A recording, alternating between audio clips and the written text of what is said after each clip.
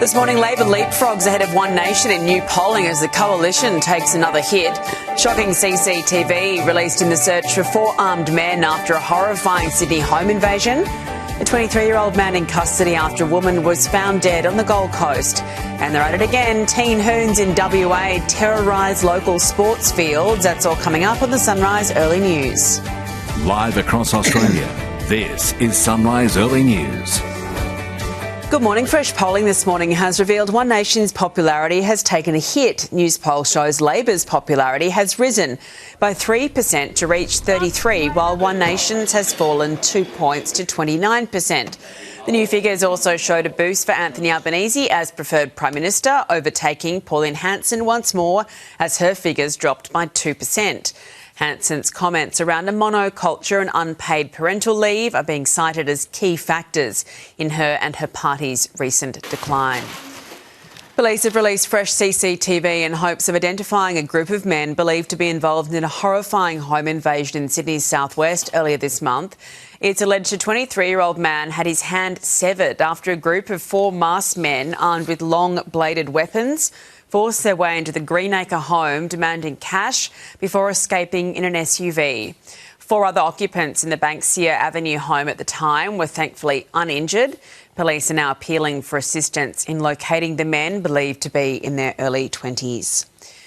A man in his 20s has been arrested as an investigation into the death of a woman at a home on the Gold Coast continues this morning. A woman was found with life-threatening injuries in Bigara waters just before 8 o'clock last night. A 23-year-old man has been arrested after the woman was pronounced dead at the scene. Detectives are treating the incident as suspicious.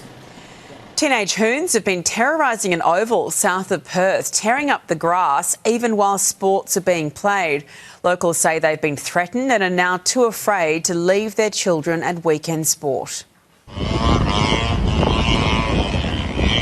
Hoons have been tearing up Hillwood Reserve in Halshead for months. These kids on scooters just do not care. They'll ride through, they'll make it towards the kids, towards the coaches, they'll be abusive. There's a real feeling of not being secure and safe in an environment that's a community club. This is happening daily. In fact, I'm thinking about going to other places now to walk the dog because I'm feeling this is an unsafe area to walk. They're reckless and abusive. When you do actually question them, you just get abused back, and told where to go, and they just carry on doing it more. So it's not even worth saying anything to them, really. Mandurah City FC use these pictures every day, including children as young as 7. Parents are now scared to leave their kids at training. But I know a lot of parents are concerned about their kids' safety and often stay now because they're worried about the kids turning up or getting a golf ball hit at them, or the kids on the motorbikes run into the kids. So it is pretty scary. Renee has been threatened with a knife. We ring the police. Unfortunately, sometimes it takes 40 minutes for them to get here. The club's already been forced to call off games or relocate them because of the damage. It's now calling on the council to build a fence like this one to try to keep the hoons out. It's been going on for a while, so the authorities should be aware of it. But, I suppose, until somebody gets hurt or there's a serious incident, I imagine nothing will get done. Meanwhile, it's the local community left suffering. They should be able to come here and feel safe and enjoy football. Rachel Tassica, 7 News. There are fresh fears the US and Iran's peace agreement is on its last legs after a weekend of back and forth strikes. Marley Hogan has been following the latest from the US. Marley, what's happening now? Well, Eddie, it's been less than 2 weeks since both sides signed on to that memorandum of understanding, and already they're back battling over the Strait of Hormuz. The US has released vision saying that it has hit military targets inside Iran and also near the Strait of Hormuz. Iran targeting US military sites in Bahrain and Kuwait. Now, a residential building was also hit in Bahrain, but no casualties have been reported. And the US is pointing the finger at Iran, saying that they started this, they fired first by attacking a commercial vessel vessel that was attempting to navigate through the Strait of Hormuz, but outside of Iranian waters. And Iran claims that it has control over the Strait of Hormuz, citing the Memorandum of Understanding. Now, Donald Trump has issued a threat saying that there may come a point when we are no longer able to be reasonable and will be forced to militarily complete the job we very successfully started.